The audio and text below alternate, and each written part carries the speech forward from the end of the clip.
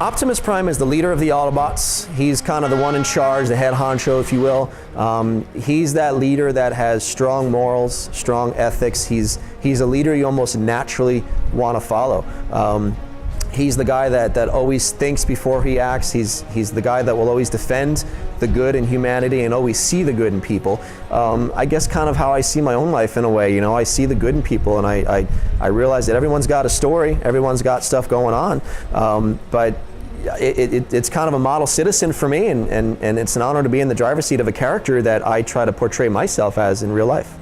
Optimus was built primarily as an impossible dream for me, and a way to pursue that dream so that I could try to inspire my son. He was 8 at the time, his name is Ryan, and I was at a point in my life where I kind of feel like I hit a wall or plateau. I wasn't really going where I wanted to go. I wasn't necessarily happy with where I was at.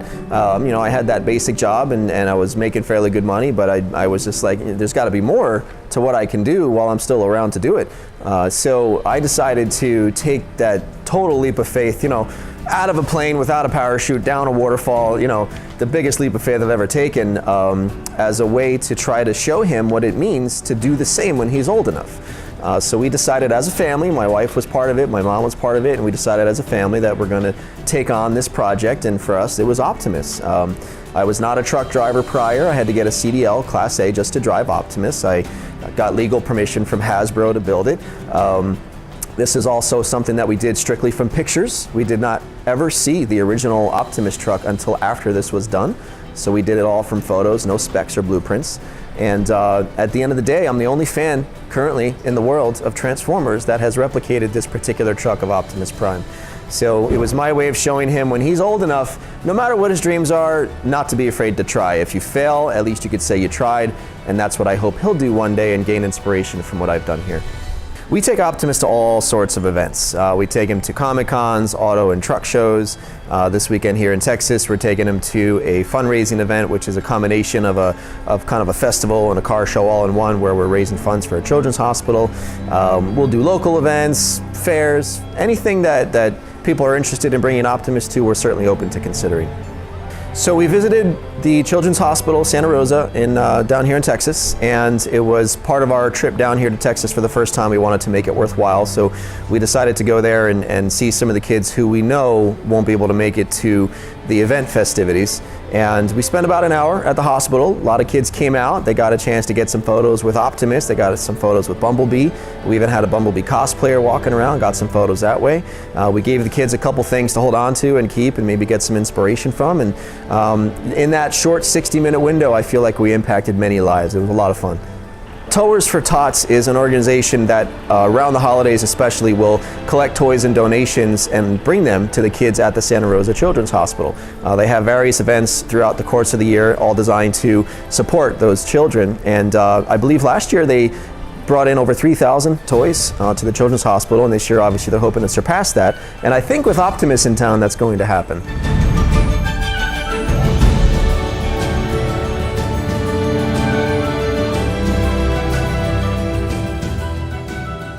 Well, so Optimus is one of Henry's heroes, so is Bumblebee, and so we drove 4.5 hours to come here and see him, and I just like the message of hope that he's bringing to everybody and the inspiration to all the kids to follow their dreams. And I really appreciate, you know, Joe's inspiration to us fathers to show the power and the privilege of being a dad and what it really means. And so I just want to say thank you, right?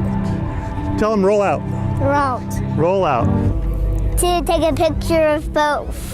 Because he has these cool blue and red, my favorite colors. I liked his color and that he's huge and very tall. When you sit in the driver's seat, it feels like you're 1,000,000 feet in the air.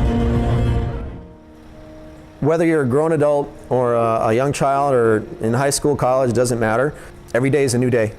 I would say that, you know, never be afraid to try something that seems impossible to you. Because like I said, Optimus was my impossible dream. And you should know that whatever you're going into, whatever dream you want to pursue, people are going to tell you all the time, yeah, it's not easy, it's not easy. I'm here to tell you, it is not easy. It is going to be an uphill battle, and there are going to be times in your life and in the pursuit of that dream that you are going to hit roadblock after roadblock after roadblock. And just when you feel like life has thrown everything at you to stop you from that forward momentum, it's going to find another 100 ways to stop you. You just got to have faith in the universe that it's going to help you get to where you want to go. But you got to understand that you can't throw in the towel unless you feel like you just can't go any further. I understand if you have to give up, you look back and say, you know what, I gave it my hardest shot, and I did the best that I could. You know, that's okay. But don't give up so soon. Keep going, keep doing what you can do to make your dream a reality. And I always say, leave behind a legacy worthy of a prime. You know, leave behind something for your children and your grandchildren where they talk about you and your life story and your legacy, and they talk about it with pride and say, yeah, in my case, I hope my son will say, you know what, my dad was the owner of the world's first replica of Optimus Prime from Age of Extinction, and I got to show up in school in Optimus Prime, and I was the only kid in the world able to do that, and he was a really cool dad, and I would hope people will follow that same lead and do the same for their kids and their grandkids